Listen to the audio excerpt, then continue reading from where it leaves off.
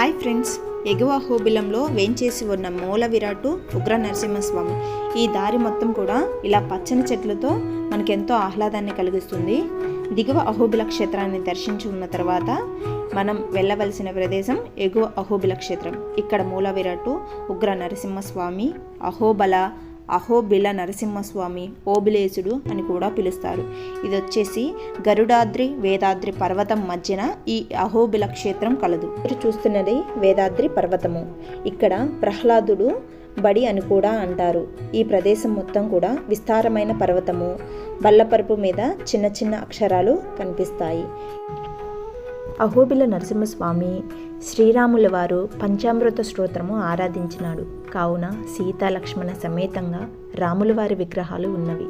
స్వామికి వెనుక భాగమున పడమరి దిశగా అది శంకరాచార్యులు ప్రతిష్ఠించిన సుదర్శన చక్రము కలదు.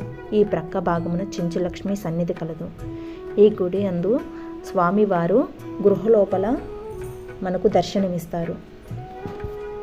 దర్శనం అనంతరం ఈ గుడికి తూర్పు దిక్కున భవనాసి అనే నది కలదు. ఇది జ్వాల నుండి ఉద్భవించి ఎగువ అహోబిలం వరకు ఇప్పటికీ ప్రవహిస్తూనే ఉంది. ఈ జ్వాలా నరసింహస్వామి క్షేత్రాన్ని దర్శించుకోవాలంటే మనం ఇలా వాటర్లో వెళ్ళాలి. రాళ్ళకి మధ్యలో రాళ్ళు వాటర్ అనేవి మనకు తగులుతూనే ఉంటాయి. ఈ దారి మార్గం కూడా మొత్తం ఇలానే ఉంటుంది. నడక దారి మాత్రమే ఇక్కడ సాగుతుంది. నడవలేని వాళ్ళు, ముసలి వాళ్ళకు కూడా ప్రత్యేకంగా ఇక్కడ మనుషులు తీసుకొని స్వామివారిని దర్శనం చేసుకుని కిందకి తీసుకొస్తారు. ఇక్కడ కొండ ప్రాంతం మొత్తం కూడా స్ట్రైట్గా ఉంటుంది. మెట్లు ఉంటాయి. మనకి దారి మార్గం కూడా చూడడానికి ఎంతో ప్రకృతి ఎంతో ఆహ్లాదాన్ని కలిగిస్తుంది. మొత్తం కూడా ఇలా పచ్చదనంతో నిండి ఉంటుంది ఈ ప్రదేశం మొత్తం కూడా.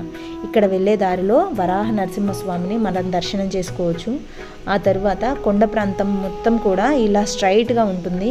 ఇక్కడ వచ్చేసి ప్రకృతి ఎంత రమణీయంగా ఉంటుందంటే నేను చెప్తున్న దానికంటే మీరు చూస్తే దాన్ని ఎంతో ఆనందిస్తారు.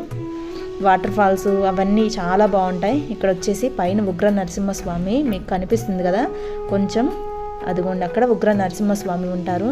ఆ ప్రదేశం మొత్తం కూడా ఇలా వాటర్ ఫాల్ అనేది భవనాసి నది పైనుండి కొండ మీద పైనుండి ఇలా వాటర్ ఫాల్స్ వస్తూనే ఉంటాయి. అది ఎక్కడో చూశాను అనుకున్నాను అంత ముందర, తీరా దగ్గరకు వచ్చి చూస్తే ఇది మన అహోబిల క్షేత్రం అని అర్థమైంది.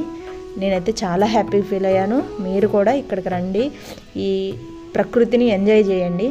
వైకుంఠవాసుని అసురుడు నిందించిన శ్రీమన్నారాయణుడు తొలచలేదు, కానీ తన భక్తుడైన ప్రహ్లాదుని హింసించడం సహించలేకపోయాడు.